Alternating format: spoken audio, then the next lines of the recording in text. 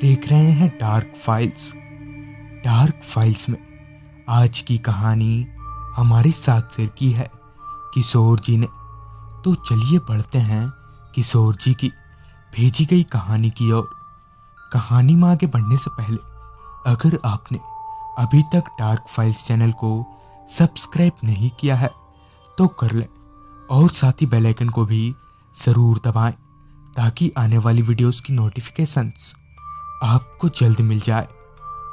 किशोर जी बताते हैं कि बात आज से तकरीबन 21 साल पहले की है। अभी अभी मुझे फ़ोन पर कॉल आया कि दिल के दौरे की वजह से दादाजी अब इस दुनिया में नहीं रहे। इस बात को सुनकर मुझे काफ़ी दुख हुआ क्योंकि मैं दादाजी के काफ़ी करीब था। अब मुझे किसी तरह दादाजी के अंतिम संस्कार में पहुंचना था।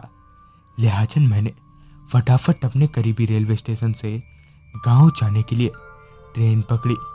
चूँकि मैं अपने गांव से काफ़ी दूर कमाने आया था तो मुझे अभी अपने गांव पहुंचने में वक्त लगने वाला था।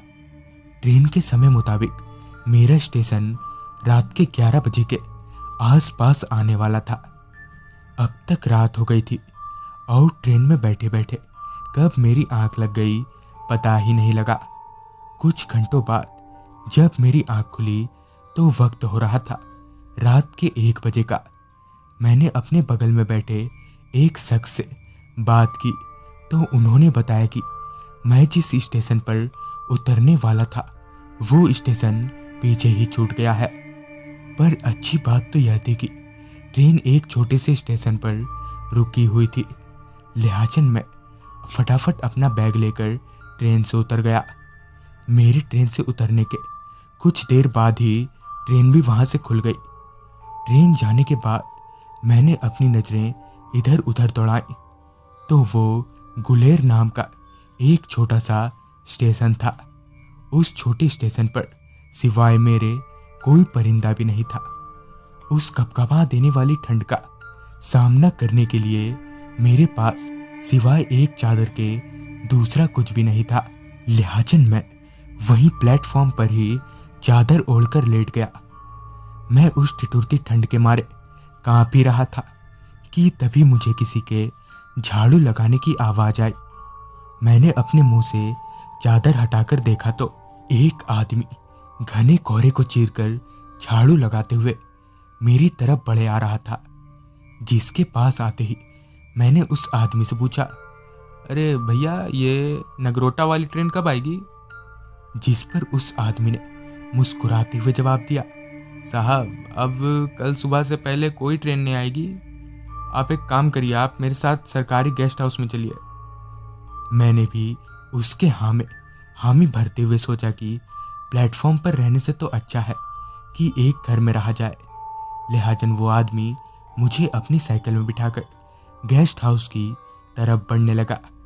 साइकिल में बैठे वक्त मैंने एक बात नोटिस करी कि उस आदमी के पीछे होने के बावजूद भी मुझे काफ़ी तेज हवा लग रही थी, मानो हवा उस आदमी के शरीर से आर पार हो रही हो।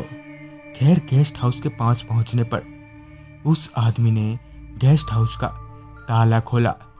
मुझे ये देखकर काफ़ी हैरानी होनी चाहिए थी कि गेस्ट हाउस की चाबियाँ इसके पास कैसे हैं, पर उस वक्त मैं इतना थका हुआ था कि मुझे कुछ भी अजीब नहीं लगा। गेस्ट हाउस के भीतर काफ़ी धूल जमी हुई थी, मानो कई दिनों से वहाँ साफ सफाई नहीं हुई हो। गेस्ट हाउस के भीतर एक कुर्सी पर मैंने अभी बैठा ही था कि तभी वो आदमी बोला, साहब आपको भूख लगी होगी, मटन बना दूं? जिस पर मैंने अपना सर हाँ में हिलाया क्योंकि मुझे काफ़ी तेज भूख लगी थी। किचन में जाकर वो आदमी फटाफट मटन लेकर आ गया, जिस पर मुझे काफ़ी हैरानी हुई। खैर मैंने मटन का एक पीस अपने हाथों में लिया ही था कि तभी बगल के रूम का दरवाज़ा ज़ोर ज़ोर से बजने लगा। जिसके बाद उस आदमी ने एक प्लेट में मटन अलग किए और दरवाज़ा खोलकर प्लेट अंदर सरका दिया। प्लेट सरकाते हुए उस आदमी ने बताया कि वो साहब ये जगह प्रेतवादी थे ना। इस बात को सुनकर मैं काफी डर गया। उस दरवाजे के पीछे से प्लेट खुद ब खुद बाहर आया और उसमें से मटन गायब थे। आगे की कहानी जानने के लिए बने रहें डार्क फाइल्स चैनल पर। तो मैं आर्यन जल्द ही मिलूंगा आपसे इसी कहानी का दूसरा भाग लेकर।